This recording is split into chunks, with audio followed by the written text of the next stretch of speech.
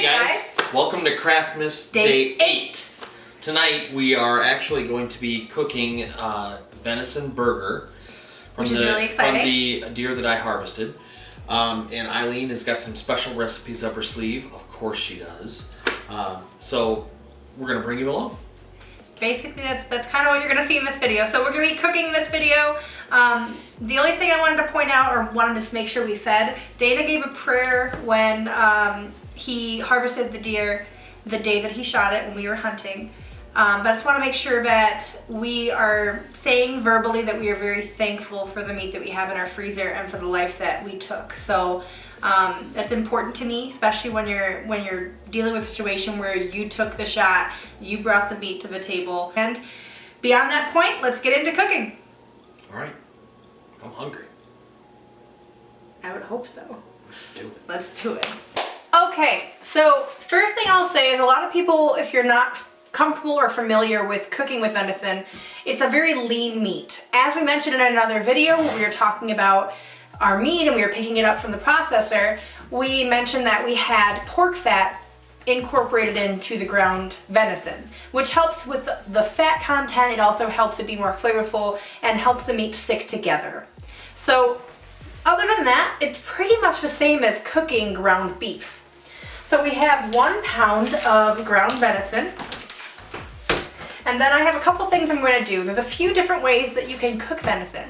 One of the things that I recommend that I always do is I add a little bit of beer, typically a light ale. It adds a little bit of sweetness, and the reason I do it is because it takes away some of the gaminess that you can get from deer. Another thing that I want to point out before I get into anything, with ground beef, we do a lot of things to like switch things up because it's very common to eat ground beef. With venison, especially venison that you've harvested yourself, you want to get the natural flavor. So I'm not going to be over seasoning or doing anything to mask the flavor. Although I don't want it to be gamey, I still want to be able to taste the natural flavor of this meat. So I'm adding a little bit of Worcestershire sauce to my mix. I'm also going to throw in a dash of Steakhouse Grill marinade. I just like adding it. It has a lot of other really cool flavors, including red onion, but Dana hates onions, so this is the only way I can kind of tuck it in there without it bothering him. I use this stuff quite often. He really likes it. Other than that, I will be doing Montreal steak seasoning, standard garlic powder, a little bit of paprika to add a little bit of kick to it, and then I have some herbs of Provenance. Basically, it's an herbed blend, but it's a lot of different dried, like sage, turmeric is in it, a couple of special things I like to add. And then I will be using butter to cook with, and I have sliced Gouda for the burgers, and some brioche buns. So those are our ingredients. I'm gonna start the process of cooking. First step is mixing all the seasonings and the wet marinades with the burger. Let's get a bowl.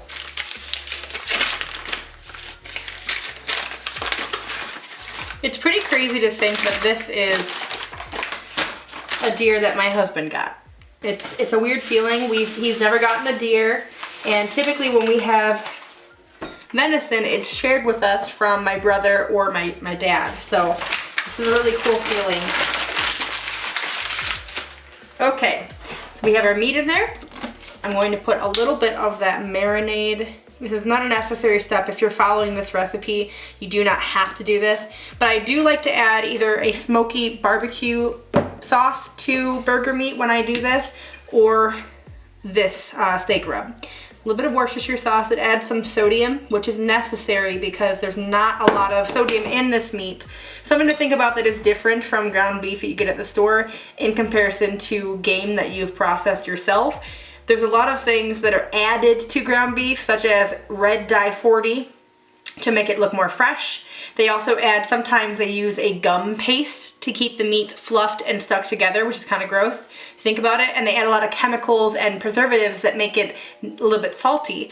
We don't have that with this meat. So adding Worcestershire sauce is the reason why I want to add that sodium, because we don't have it there already. And it's something you get used to. So I'm putting herbs of Provenance on here. Any type of fresh herb goes really well with wild game. So I'm gonna add that. I wouldn't typically add that to my burgers, but like I said, it goes really well. So I'm gonna add some paprika. I go heavy on garlic because I feel like you can't really have too much garlic, honestly. And then this is my favorite seasoning for literally everything. I'm gonna add some Montreal. And I go heavy on that as well. All right, I'm gonna take off my rings and I'm going to go ahead and mix this up.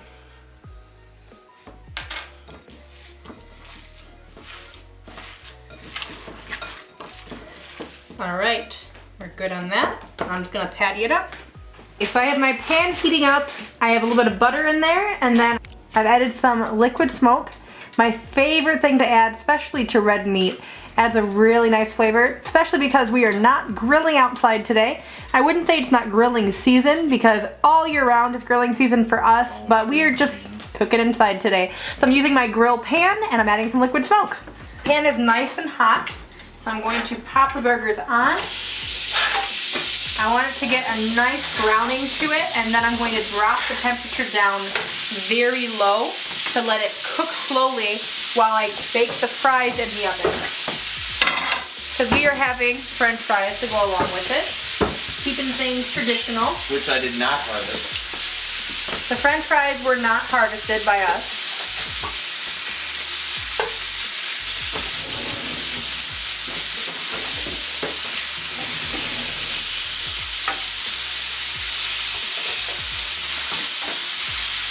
You can definitely already smell a difference.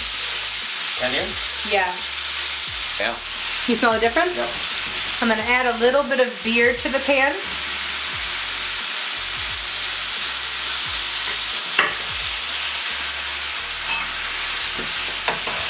Probably like 2 teaspoons worth. Whatever you're sipping on, as long as it's a light beer, I would say throw some in the pan.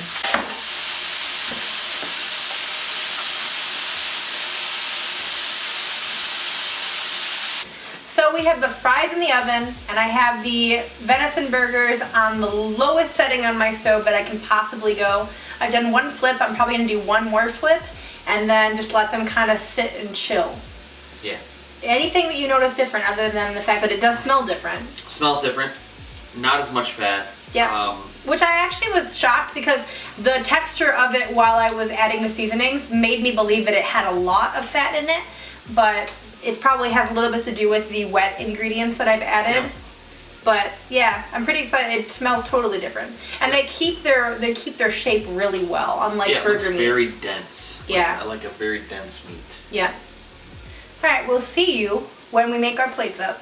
Okay, dinner is served. We are going to give a quick taste test of our burgers, and I'm really hungry and I'm really excited. Okay, let's go in. All right, let's do it.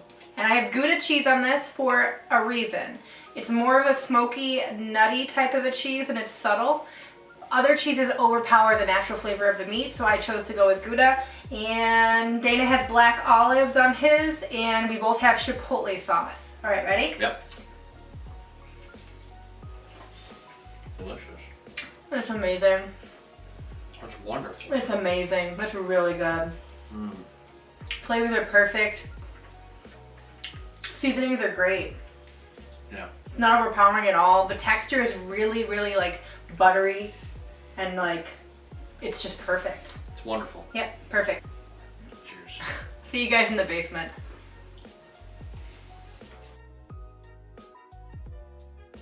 Thank you for staying to the last 2 minutes of the video. I know that we've had a couple of days where the 2 minutes was more like 5 minutes, but we're gonna try to be quick today. To show that we're trying to be quick, I'd like to show you this wrap job. Obviously done quickly. Don't diss the wrap job. By Dana, because Come on. this is not cute at all. I said wrap it quickly, and he came back down and goes, I wrapped it. I didn't even use tape. That's how quick we're being today. Okay, so I'm gonna open this up because I did not wrap this. I have no clue at all what this could be.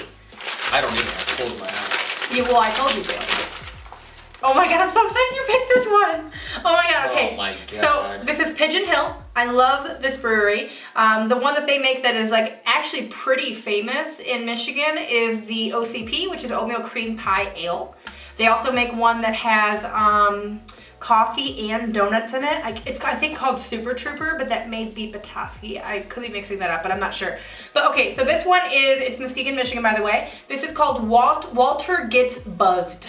It is 15 IBUs, 5% ABV. It is an ale. It's a blonde ale to be exact, and it has snickerdoodle coffee in it. And I'm pumped. All right, let's get this one poured. I feel like I gotta try and... Babe, let me remind you that like 90% of our beers so far during Craftmas have been light beers, not dark beers. Let me remind you of last year. Last year was 12 stouts, and the other 13 beers were ones that we picked together. So I don't want to hear it. I feel slighted.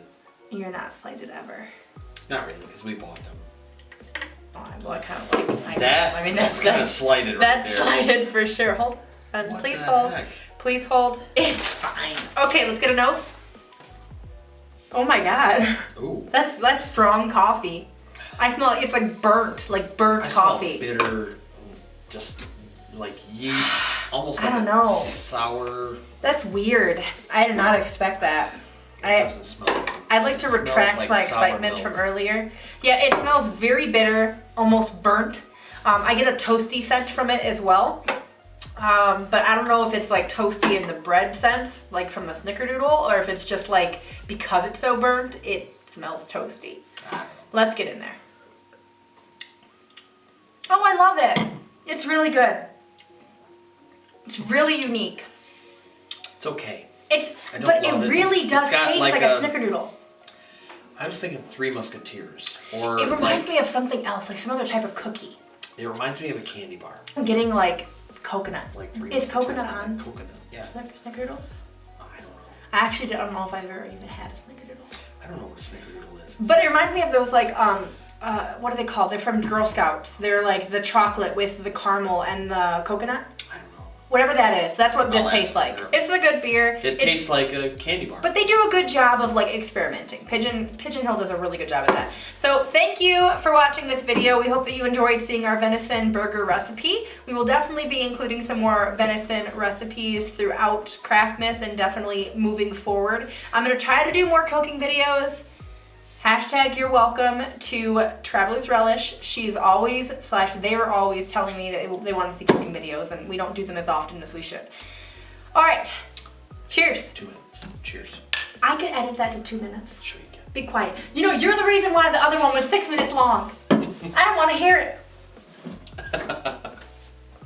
You're a poo.